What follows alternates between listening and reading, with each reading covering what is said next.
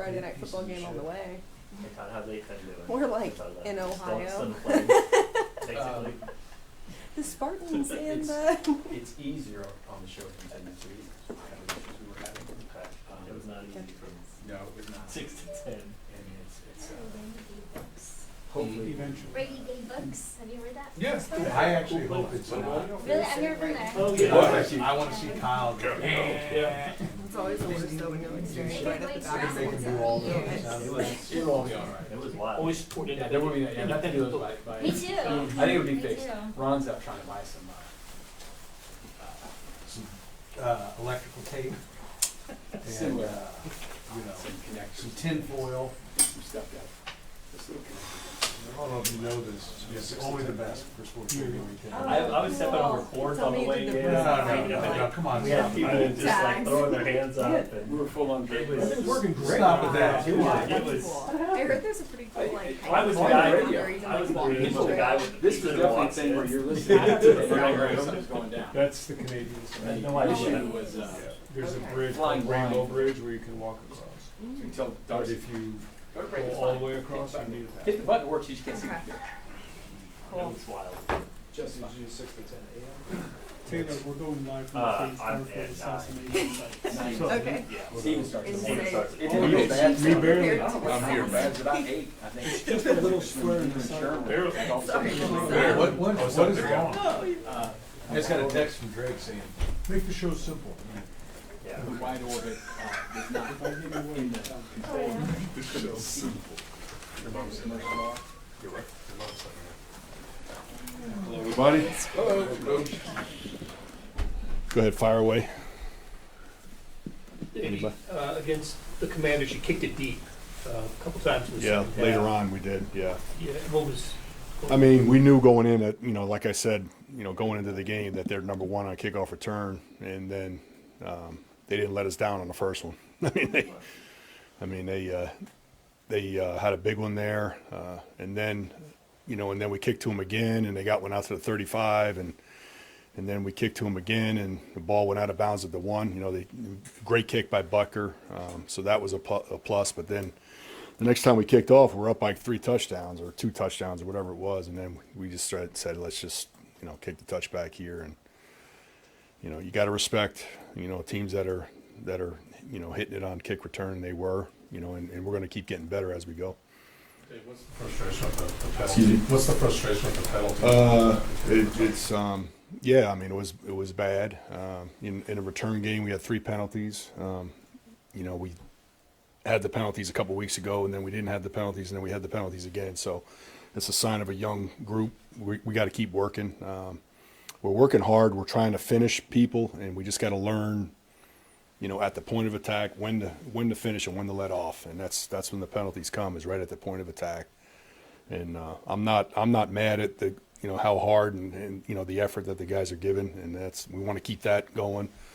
But at the same time, you got to be smart. So we got to keep working. How much does the wind stand out in this particular stadium in Buffalo? It's every time we go, it's windy, it's rainy. It seems like every time.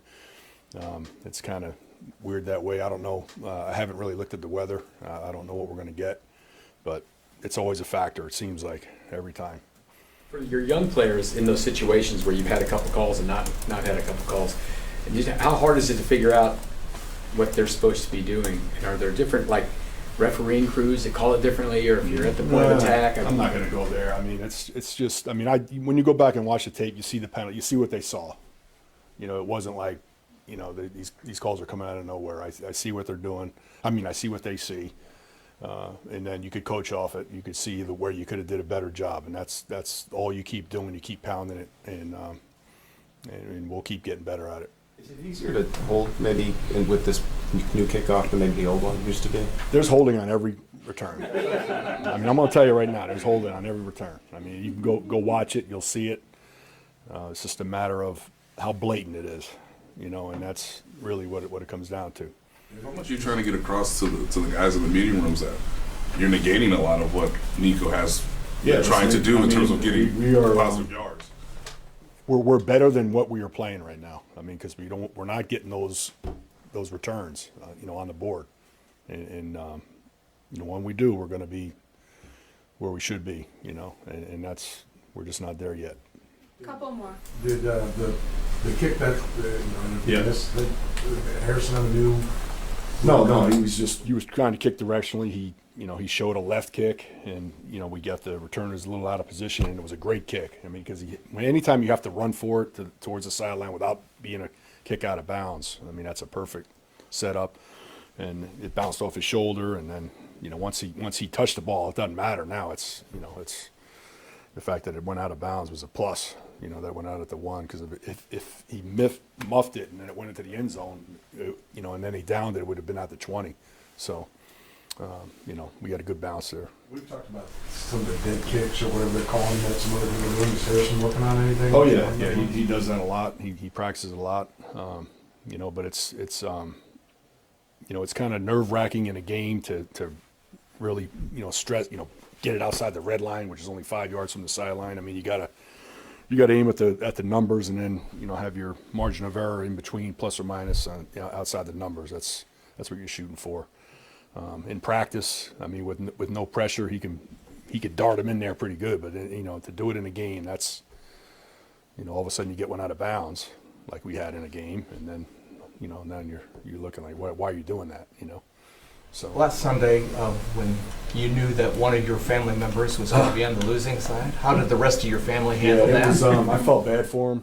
I mean, he's 32 years old. He's a grown man, but he put a lot into that game. I know that, and then he was really wanting to come out the other end of it, and it went our way. And then you feel bad. You're hugging him at the end, and he's kind of down. You know exactly how he feels, and it's But I'm just proud of where he's at right now, and we're both so fortunate to do what we do.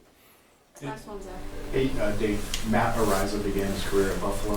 Can you speak to what he does for you since he came here? Yeah, you just reminded me about that. I mean, the last time we played Buffalo, he ran down. I don't know if you guys remember. He ran down there and made a tackle. I mean, he was like a nut. I'm gonna make sure he pulls back a little bit, but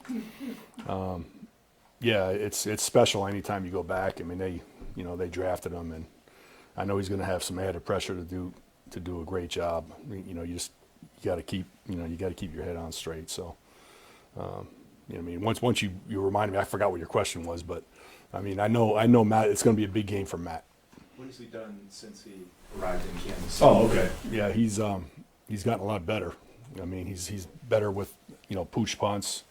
Obviously, you see that happening now. His directional, he can go right and left. Where before it was just really kind of one-dimensional, one way.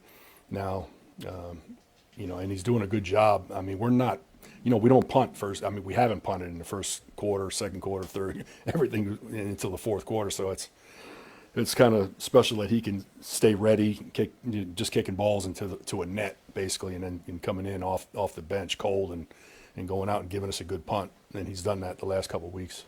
So he's gotten a lot better. Thanks, Coach. Yep. Thank you.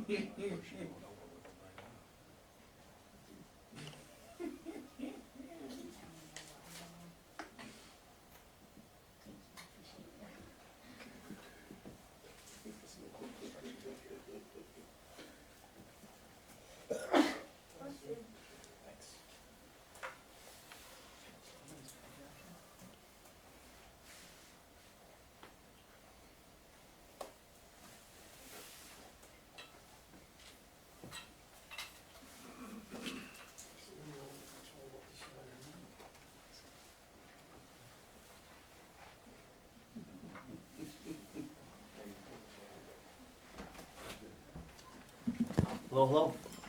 Oh, I got the Bills depth right here, huh? All right, I'm ready to go. Fire away. Sun's out.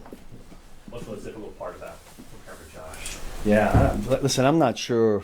I was saying this morning because we're always talking about pass rush lane integrity. There are snaps on here where you can be perfect with that, and he still finds a way to get out. So hopefully the number of those snaps are minimal, and we can find a way either to get him to rush his throw, or if he does decide to scramble, get enough guys around there that the gain he has is minimal. But I think we can be perfect sometimes at what we're doing up front with all of that, even with 5 guys. I see it with 5, people commit 5 rushers, and he has just a real keen sense of finding that little seam. And if he gets past the 4 or 5 that you're bringing, now it's out, and that's where he's really dangerous. How difficult is it to make the decision on whether you spy him or not spy him in certain situations? Yeah, you got them all. You got, do you rush 4 and one of them's a spy? Do you turn 4 loose? Do you coordinate the pass rush? Do you go 5 rushes? Because there's technically 5 gaps there, rush lanes. I mean, in the past, and most teams do the same thing, you got to mix it up. We're not going to sit in one thing. But we're going to have a little bit of everything. Now, all that's great, but the only time you get to use all that is if you can get them in those down and distances. What I think they're doing a really good job of is dictating the game with their run game and the play action, and they're staying on schedule. There's not a lot of 3rd and 10s or 3rd and 8s and 3rd and 9s, and it's because they're really good on 1st and 2nd down. Steve, when you look back at the first half of the Commanders game compared to the second half, it seemed like in that first half there were a few plays when running backs get loose, maybe. Yeah. Is that miscommunication stuff that you guys cleaned up in the second half? What do you attribute that to? You talking about the runs? I'm trying to. No, I'm talking about running backs catching the ball. Oh, there was one I remember that was just a missed assignment. There was one in there that was a linebacker safety communication thing. Those are 2 that stick out, but that's all it takes is 2. And if there's 1 in each drive, they're down there. But they moved the ball pretty well. Where our guys did a nice job was in those critical situational downs. Those 4th down stops were huge. And then we kind of found our groove a little bit in the second half. Has there been a thing where you found the groove in the second half? Yeah, I would credit the coaches that go in there and at halftime, and we decide for a quick 2-3 minutes of what minimal changes we want to make, or what are they doing to us, what did they decide they were going to do, and the guys feed it to the players, and then a credit to the players that they take it and ride with it in the second half.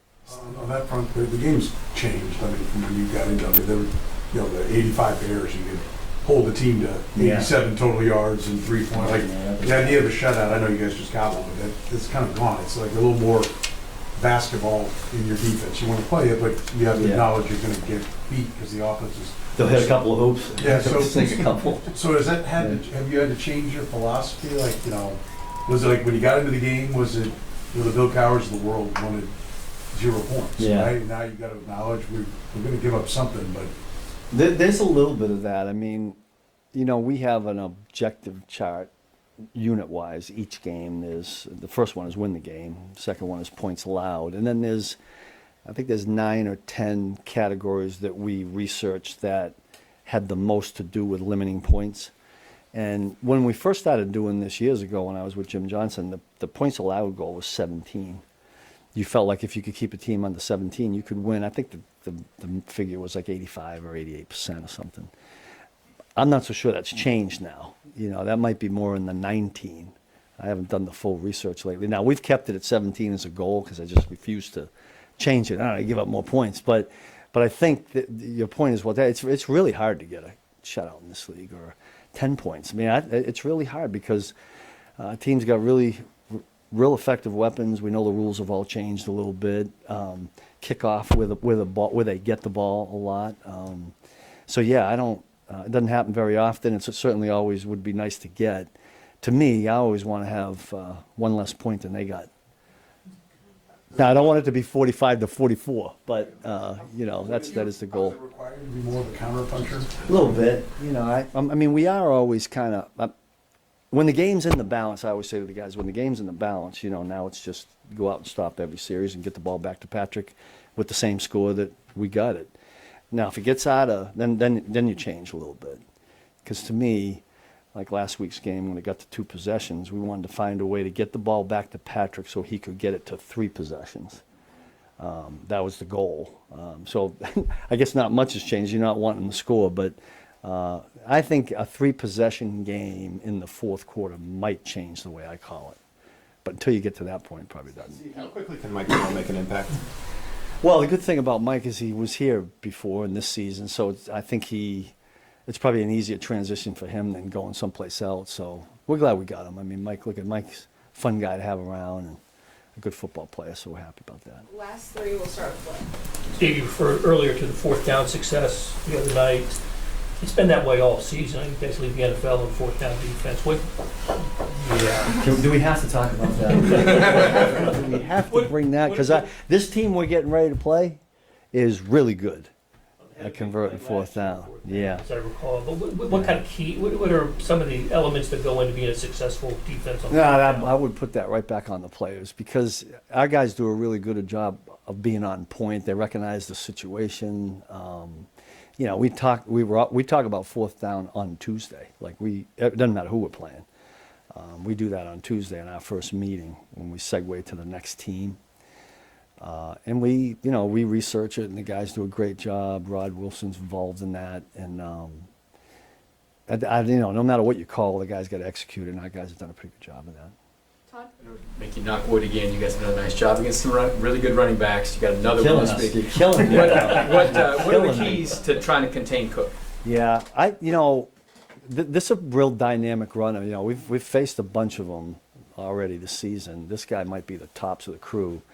I think he's really. I'm always impressed with running backs that can make the jump cut. You know what I mean? At the line, behind the line of scrimmage, and go. And he can do that. And he really. I showed 3 of them this morning. He can capture that edge. He can convince an edge defender he's going inside, and boom, get outside on him. And that's where he's really dangerous because he's got really good speed. He can do it all. I mean, he's going to look to cut back on us. It looks to me like they really are trying to feature their run game, and they're doing a really good job of it. Bill, with the Bills' passing offense, what kind of stood out to you on tape about them? It's always about Josh and the way he extends it down. And I think this wide receiver group has been with him long enough that they know exactly what he's going to do. They find ways of getting open. I was watching the Baltimore game, and it was at the end of the half, and Josh extends it. There's very limited time, and number 10 finds a way to get in between 2 Baltimore defenders, and boom, right there they found a way to get 3 points at the end of the half. It's things like that they create all kinds of issues. No more talk about those other things that you guys brought up.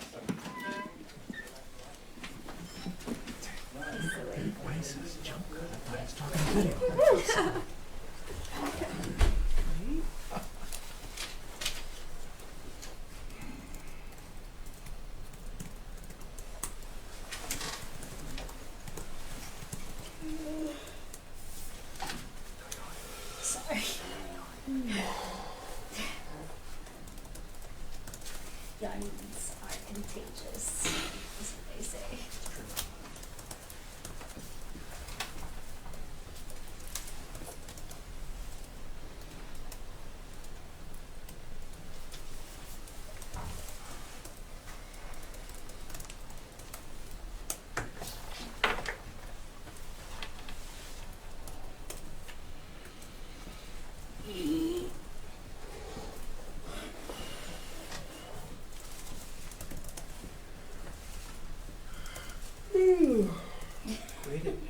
Sorry, man.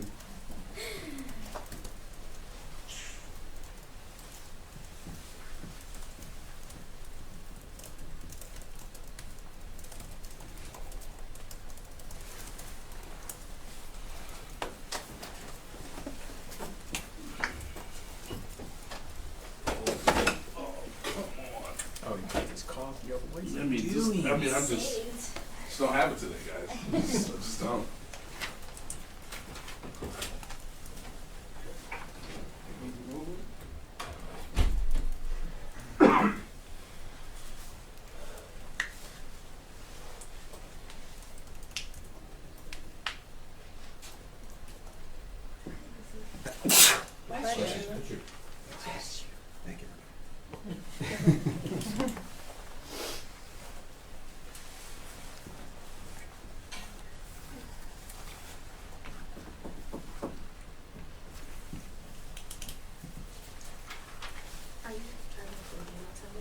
sorry. Are you traveling? Yeah. Okay, perfect. I will ping you sometime on Sunday. Allison wants like a posting gig, to go up like early May. So just so it's like right after, we can talk more. Yeah, that's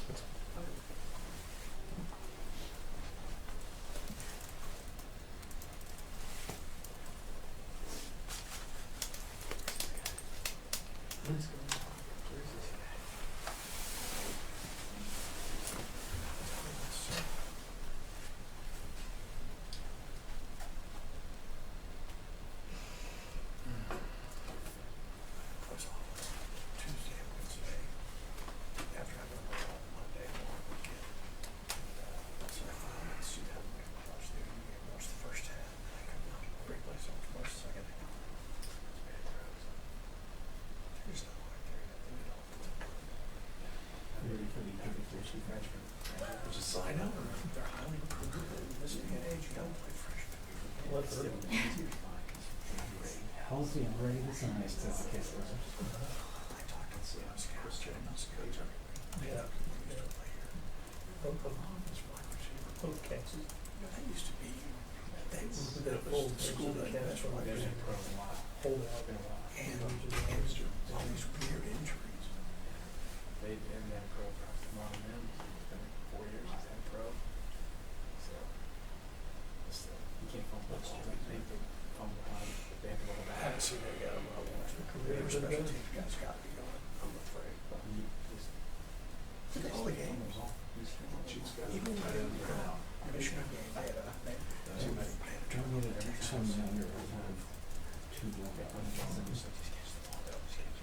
Because Satine is really a fun player. Catch punches. Tweet him. He's healthy. He's jumped. Make sure you know people playing that. Boy, Fortson season. And then the first half, they got that big one. They made a turn, like a 38-yard turn out there. So that was a real short drive. Yeah, they just. One animal said pistol. I was at a science Afterwards? No, but I know, but afterwards he said he kind of got on. he got. He's just make it. He'll keep digging. That's what he does. You know, but it's either how they execute this. You know. And then, of course, when he gets out, must have their experience. He doesn't do it.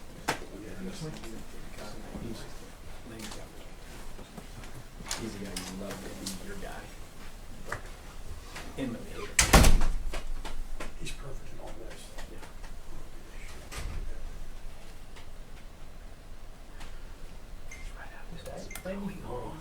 Whoa. No beat on it.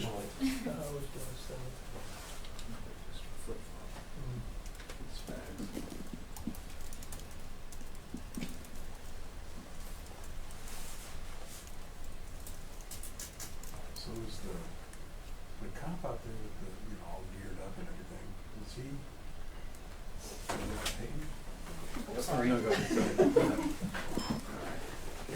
Yeah, ladies first, that's right. Yep. All right, go ahead. Coach Nags, about a month ago, you told us and everyone Juwan Taylor's penalties must stop. It looks like he took that message hard. Yeah, that's a credit to him. He's done a good job with that. We had to have that happen. He was playing really well. He's continuing to play well, but the penalties was what the black eye was for all of us to see in him. And he's such a great kid. He cares. He's a professional, and he took it to heart. And that's a credit to him to being able to be a true professional in that moment and help make us better by eliminating something. So credit to him.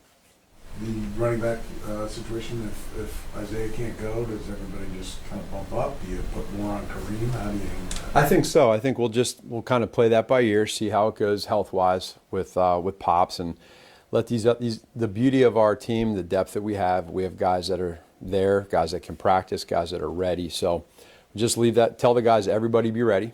When the time comes that we know what we're going to do, how we're going to do it, we'll have a plan. And I think that's the guys that are in that room, we trust in all of them. And then when the time comes, we just go ahead and roll with those guys. I know you probably won't listen to the outside noise, but everybody, trade deadline, so everyone wants to talk about players and everyone wants to put a running back with you guys, but you're already over 1,000 yards, through 8 games. Do You get a little underrated in how you guys run the ball this year? Probably. I mean, I really like where we're at right now. I love our guys in that room. I like the identity that we have as an offense, and that's above my pay grade with how that stuff rolls and what we do. But I just know that where we stand right now, we're very, very pleased with what we have.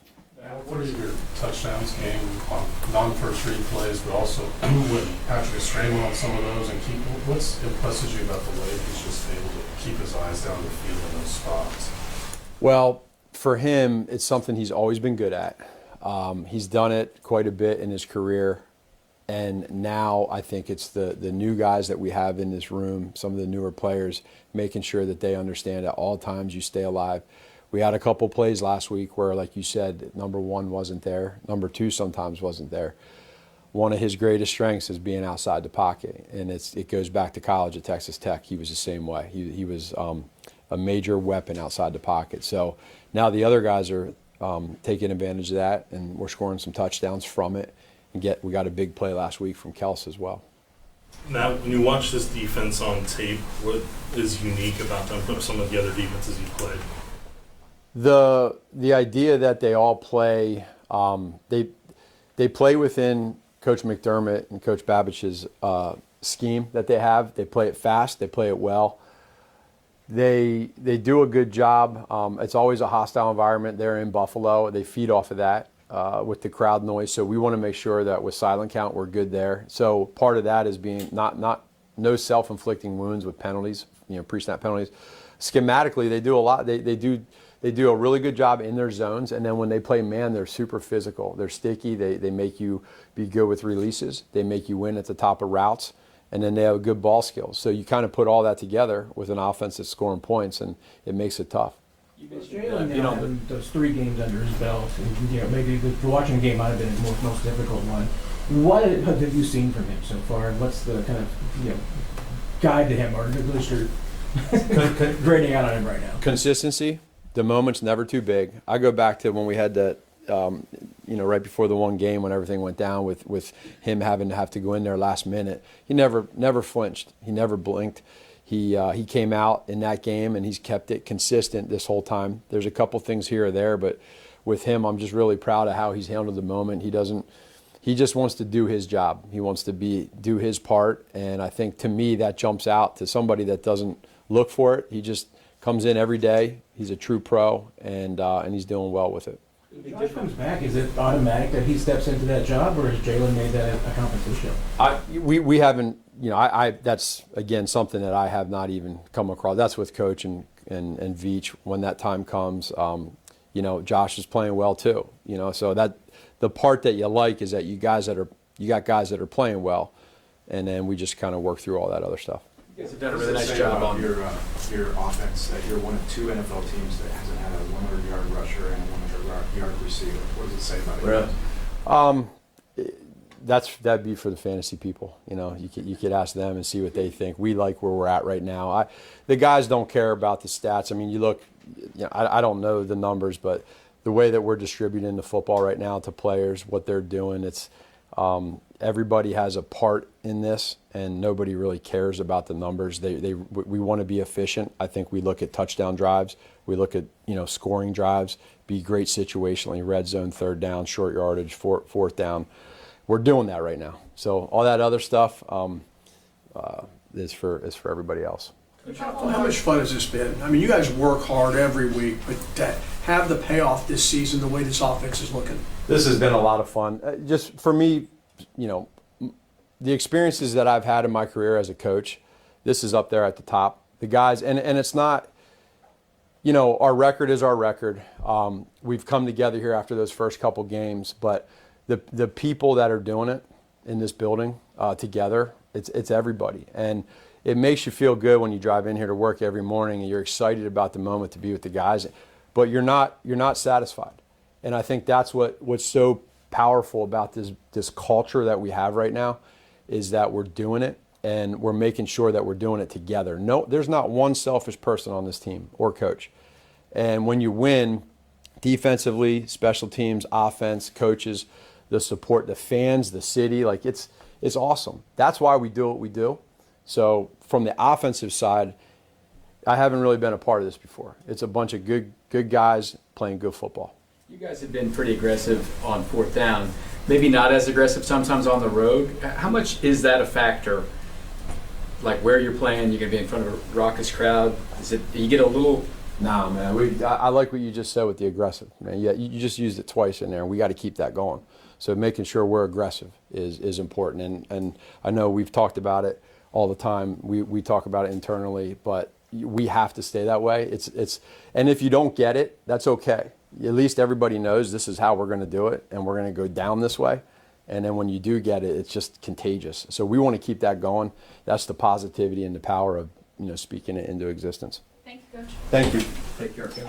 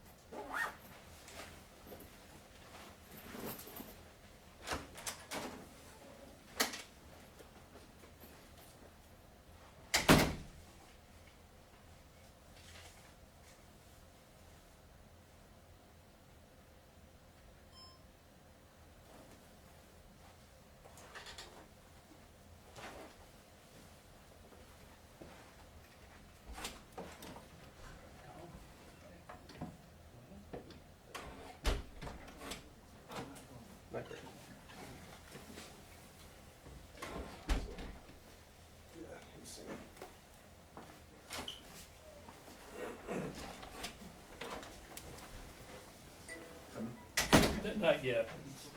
Yeah, it's good enough for me. See you in a bit. Yeah, see you in a bit.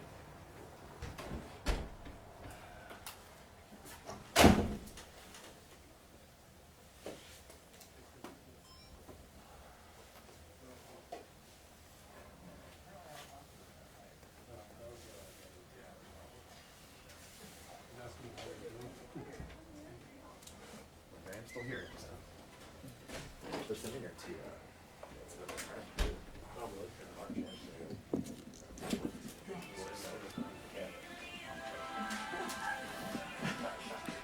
Man on the land, the sea. How y'all doing? How are you doing? I'm feeling good, man. I'm feeling good. Body is getting there, healthy. You happy that Mike Cannell's back? I'm super excited, man. That's how the universe works, man. You got to put it out there, put the energy out there, and eventually it comes back full circle. What's the best part about having him back in the room? Man, Mike, he brings a veteran presence. Good for the locker room. Great guy. Like one of my brothers. A lot of good things I could say about him. Just bring positive energy. I think that's something goes underrated in a football locker room.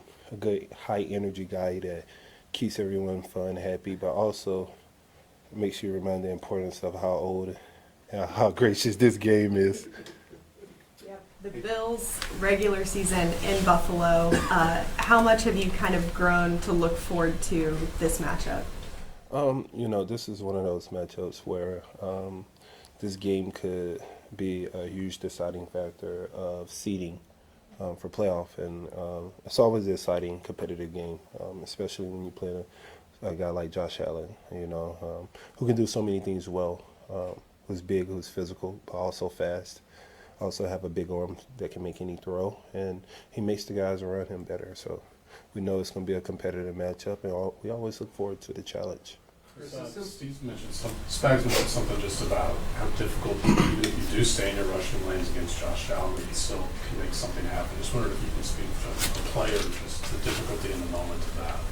Yeah, because Josh Allen is big enough where he can break tackles, but he also fast enough where he can slither through. So been very, very, disciplined on your rush lanes and more so closing the pocket on him. I don't think there's a way of stopping Josh Allen, but there's definitely ways that we can find to slow him down or be effective towards him and getting an advantage on their offense. Assuming that you stayed in contact with Pennell after training camp, how do you think he handled the disappointment of that? Unfortunately, our contact kind of died off a little bit. Every now and then we'll contact each other. It's difficult when you're in the season and you're in the midst of things. And he's playing for a different team. I'm playing for the Chiefs. And, the day-to-day contact we have now is very easy because we're in the same position room. Our lockers are close by. So we're kind of forced to establish communication. When someone goes away, like a guy like Colin Sanders, every now and then we're able to talk, but as in the effective communication that we had while he was in the building kind of died off. What was the level of your disappointment when you learned of that at that time? I was very disappointed, but I understand that, Veach always has a plan, and luckily we was able to bring my guy back. Chris, we're all dying to know, since that Raiders game, did you ever get pasta? I did get pasta. I did get pasta. Maria Spags, she's an amazing cook. Oh my God, if you guys ever had the chance or the opportunity to taste her homemade sauce, her gravy, because Italian is not sauce, it's gravy. If you ever have the opportunity to taste her gravy, OMG, she's serious in the kitchen. So I've been very nice to Spags lately. Me and him has been on one accord. My profanity have completely stopped, and I hope I continue to receive pasta. Chris, when you think of those big game moments against Buffalo over the years, is there one that still fuels you heading into the matchup this weekend? I think there's a lot of moments that we've created amongst the competitive game of against Buffalo, especially like we can go back to the 13-13 game where I sort of had doubt that I don't know if we're going to be able to get this in 13 seconds. We was being able to make it happen. Go back to a game in Buffalo where the field goal kicker missed the kick. It's a lot of moments like that. That's what makes this game so interesting, because anytime we play Buffalo, we know it's going to be an exciting, competitive game until the end of the game. And that could be the deciding factor for the winner of the game, the last 2 minutes of the game. So we know it's going to be a high competitive spirit game, and it's a huge deciding factor for a lot of things going forward in this season. Chris, when you go in a hostile environment like that, what kind of fuels you and kind of pushes you through some of those moments? Well, first is about taking it in. I'm going to go to Bar Bill's, grab some wings. You got to accept the culture a little bit, understand the culture. And, the fans there are very, very in tune. They're very similar to Kansas City fans, but it's no place like Arrowhead, but very similar into the aspects of how in tune they is with the football team, as in cracking tables, jumping on tables, doing the rock, people's champs elbow on tables, and just the excitement they have for the Buffalo Bills. And we know it's a hostile environment. We know it's us against everybody. And, for me, that's a motivational factor that I carry with me. Directly said, they don't like us. Is there a fun aspect to that, of going into something like that? I think it's a fun but respectful aspect of, we don't like any team that comes in here. Sure don't like their fans, but we respect their fans to a certain extent, and it's all competitive love and war, When the team come here, it's not like we cheering for a team that comes here, whether it's the Raiders, the Washington, or better yet, Buffalo, a team who beaten us a couple times. So we don't like them either. But it's a respect level that we also have with it because of the game. Chris, you guys have been really good on fourth down defense this year. Is that an attitude, approach? What do you owe that to?